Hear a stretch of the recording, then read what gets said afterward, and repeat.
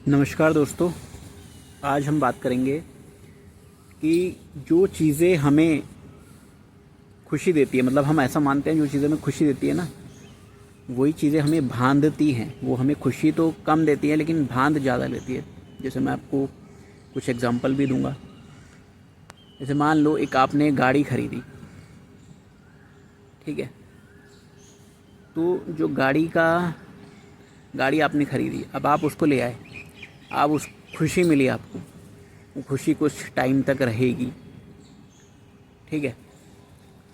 तो अब क्या हो गया कि आप गाड़ी ले आए लेकिन आप गाड़ी से बंध गए। क्यों? क्योंकि आप गाड़ी ले आए, आप उसे रोज़ धोओगे, फिर उसकी मंथली या 3 मंथ में उसकी सर्विस करवाओगे, ठीक है। उसको धोओगे, उसको दोस्तों को दिखाओगे और ये फ़ोटो खिंचवाओगे और रील्स बनाओगे, इंस्टाग्राम पे डालोगे, यूट्यूब पे डालोगे, ठीक है। तो वो चीज़ें आप करोगे। अब क्या हो जाएगा कि आप उस गाड़ी से बंध गए। क्यों बंध गए? क्योंकि अगर गाड़ी को कोई नुकसान हो गया तो आपको बहुत दुख होगा कि यार मेरी गाड़ी का एक्सीडेंट हो गया, गाड़ी को चोट आ गई, गाड़ी का ये ख़राब हो गया, गाड़ी का वो ख़राब हो गया, गाड़ी का बोनट टूट गया, ये गाड़ी के टायर टूट गए। तो आपको ये समझना होगा कि गाड़ी जो थी ना, वो आपके उपयोग के लिए थी, आप गाड़ी के उपयोग के लिए नहीं थे। मतलब car is for you, not you are for the car. मतलब आप कार के लिए नहीं थे, आपके लिए कार थी। आप कार का उपयोग करते, आप वहाँ से वहाँ तक का डिस्टेंस मेंटेन करते। लेकिन कोई इंसान जब ये समझ जाएगा ना कि कोई चीज़ मेरे उपयोग के लिए है, तो फिर वो उससे बंधेगा नहीं। जैसे मान लो कोई गाड़ी का ओनर है और वो ये चीज़ जानता है कि कार मेरे उपयोग के लिए है, और अगर कार का एक्सीडेंट हो जाता है तो और कार पूरी की पूरी डैमेज हो जाती है, तो कहेगा ठीक है, डैमेज हो गई कार, ठीक है, मैंने ली थी, लेकिन अब मैं इसका दुख थोड़ी मनाते रहूँगा। ठीक है, मुझे अपना काम करना है, मैं बस में चला जाऊँगा, मैं टैक्सी में चला जाऊँगा, ठीक है। उसे ये ईर्ष्या नहीं होगी कि मेरा कलीग है या मेरा पड़ोसी है वो इस गाड़ी में आता है और मैं टैक्सी में जाता हूँ। उसे वो रियल में ईर्ष्या, उसे जलन नहीं होगी, ठीक है। सामने वाला उसकी बेइज्जती करता रहे कि हाँ भाई ये तो गाड़ी में जाता है, ये है।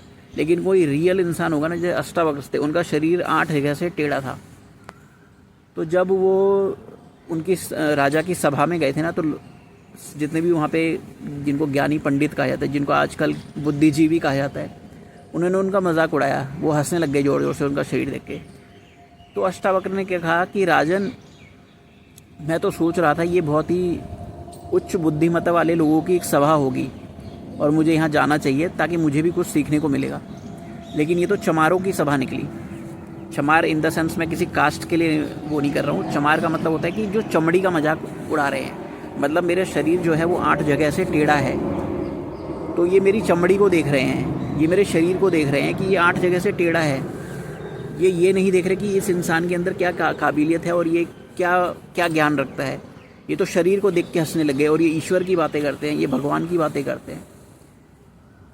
तो जो राजा था वो बड़ा अचंभित हुआ कि ये व्यक्ति तो बड़ा प्रभावशाली व्यक्ति है, इसका शरीर 8 जगह से टेढ़ा है, फिर भी ये इसके अंदर आत्मविश्वास है, ये डर नहीं रहा है। लोग डर जाते हैं ना, लोग तो आजकल किसी के अच्छे कपड़े देखते हैं और खुद के कपड़े देखते हैं कि थोड़े से अच्छे नहीं लग रहे, तो उसी में वो थोड़ा सा खुद को इनसिक्योर महसूस करने लग जाते हैं कि मेरे कपड़े अच्छे नहीं लग रहे, या मेरी हाइट छोटी है, या मैं सुंदर नहीं हूँ, गोरा नहीं हूँ, ठीक है। या मतलब तरह तरह की चीज़ें होती ना, मेरी आवाज़ हैवी नहीं है या ऐसा कुछ है।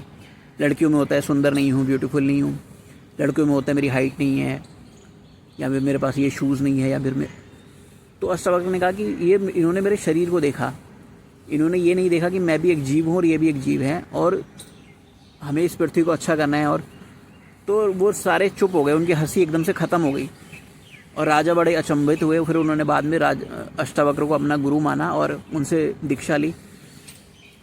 तो यही चीज़ है, मैं आपको बता रहा हूँ कि जब भी हम चीज़ों से बंध जाते हैं ना, तो हम चीज़ों के गुलाम हो जाते हैं, ठीक है। आपको कोई लड़की पसंद आई, आप शादी कर लेते हो, लड़की भी शादी कर लेती है। लड़की शादी कर लेती है आपके पैसे देखकर, आपके प्रॉपर्टी देखकर, या देखकर कि लड़का हैंडसम भी है, पैसे वाला भी है। होता है, ये होता है समाज में।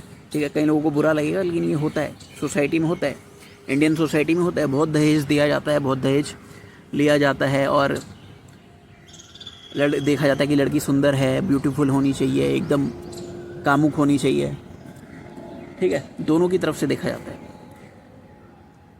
लेकिन क्या मिलता है आपको? आप गुलाम हो जाते हो फिर, और एक समय बाद उसका आकर्षण जो है वो भी ख़त्म हो जाता है। 1 साल तक चलता है, 2 साल तक चलता है, 3 साल तक चलता है, फिर लड़के को पता चल जाता है कि कुछ नहीं है, बेकार है, ये सिर्फ आकर्षण था।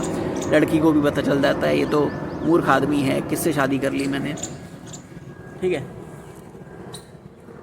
तो ये चुप रही होंगी मेरी बातें, बट ऐसा है, होता है ऐसा, क्योंकि ये हमारे हार्मोन्स होते हैं जो हमें दौड़ाते हैं, हमें कुत्ते की तरह भगाते हैं। हमारे जो फ्लूइड्स हैं जो हमारे अंदर रिलीज़ होते हैं, तो ये हमें दौड़ाते हैं। ठीक है, तो मेन जो मैं आपको मेरा कंसेप्ट था बताने का वो यही था कि चीज़ें हमारे लिए है, हम उनका उपयोग कर सकें। ठीक है, जैसे धूप आती है तो धूप हम सर्दियों में लेते हैं, ठीक है, उससे हमें अच्छा लगता है। तो अब ये नहीं है कि हम गर्मियों में भी धूप लेते हैं, तो हमें पता है कि सर्दी में हम धूप लेते हैं लेकिन गर्मी में नहीं लेते। क्यों? गर्मी में हमारी स्किन जल जाएगी, हमें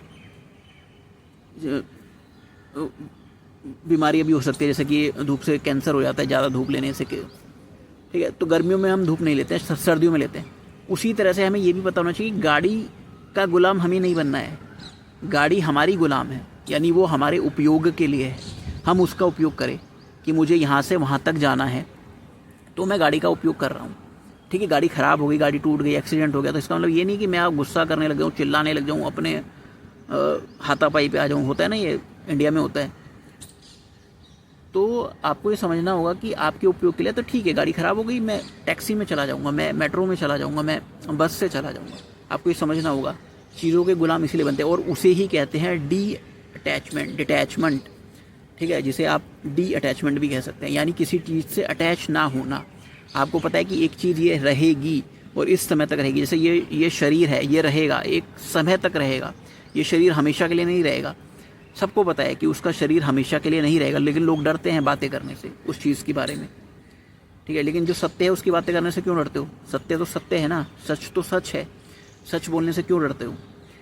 ठीक है, तो आपको ये समझना होगा कि ये शरीर इस समय तक रहेगा, और इस शरीर का मैं जितना ज़्यादा बेनिफिट हो वो ले सकूं, इस शरीर से मैं जितना ज़्यादा इस संसार को अच्छा कर सकूं वो करूं। ठीक है, पूरे हर किसी के लिए। ठीक है, क्योंकि अगर आप सिर्फ सोचोगे मेरा भला हो जाए, तो वो फिर आप लालच में आ गए, फिर आप अटैचमेंट में आ गए। तो आपको समझना होगा कि कोई भी चीज़ है, चाहे वो ये शरीर ही क्यों नहीं है, ये शरीर भी क्या है, हमारे उपयोग के लिए है, कि ये शरीर मिला है, इसका उपयोग करना है। और जब मैं कहता हूँ मिला है, तो इसका अर्थ क्या होगा कि मैं और शरीर अलग है। जो ये आप कहते हो ना, मैं मेरा, मेरी प्रॉपर्टी, मेरी बीवी, मेरी पत्नी, मेरी गर्लफ्रेंड, मेरी माँ, मेरे पिता, मेरे बाबूजी, और जो भी चीज़ें आप ये कहते हो, ये चीज़ आपको भुला देगी, क्योंकि आप अलग हो। ठीक है, आप चीज़ों करने लग जाओगे तो आपको धीरे धीरे पता चलने लग जाएगा। तो जब आप ये मैं को अलग कर दोगे ना, तो आपको पता चलेगा कि चीज़ें आपके उपयोग के लिए है, आप चीज़ों का गुलाम बन जाए उसके लिए नहीं है। जैसे आज नौकरी में बहुत सारे लोग गुलाम बने हुए हैं, क्यों? सिर्फ इसलिए क्योंकि महीने की एक सैलरी मिलती है उनको, इस वजह से वो गुलाम है, दूसरों की गालियाँ सुन रहे हैं, बॉस की गालियाँ सुन रहे हैं, 100% सही काम करके देने के बावजूद भी वो गालियाँ सुन रहे हैं, लेकिन वो टिके हुए हैं, सिर्फ उन्हें महीने की सैलरी मिल रही है, इस वजह से वो टिके हुए हैं, पैसों की वजह से। यानी आप क्या हो गए? पैसों के गुलाम हो गए, आप पैसों से अटैच हो गए। ठीक है, इस वजह से आप पैसों के गुलाम हो गए, क्योंकि अब आपको बेवजह की गालियाँ सुननी पड़ रही है, बेवजह का स्ट्रेस लेना पड़ रहा है आपको अपनी लाइफ में। आप रोज़ 1 घंटा बस में, मेट्रो में वेस्ट करके जाते हो, फिर वापस आते हो सिर्फ 1 महीने की सैलरी के लिए। आप बड़ी गहराई से सोचोगे ना, तो मैं क्या कह रहा हूँ आपको समझ में आएगा। कई लोग शायद ऑफेंड हो रहे होंगे, बट मैं जो कह रहा हूँ वो किसी बेस पे कह रहा हूँ। कुछ चीज़ें मैंने पढ़ी हैं, समझी है, आत्ममंथन किया है, उन्हीं के बेस पे मैं चीज़ें कह रहा हूँ, मैं ऐसे ही नहीं कह रहा हूँ। बाकी जो मेरे से कनेक्ट कर पा रहे होंगे वो इन चीज़ों को समझ पा रहे होंगे। आप यहाँ आए, आपने इस चीज़ को सुना, आपने बड़े प्यार से सुना, उसके लिए बहुत बहुत शुक्रिया, बहुत बहुत धन्यवाद, थैंक यू। लाइक, शेयर और सब्सक्राइब जरूर करें ताकि अच्छी वीडियोस आपके पास सबसे पहले पहुंचे। Thank you.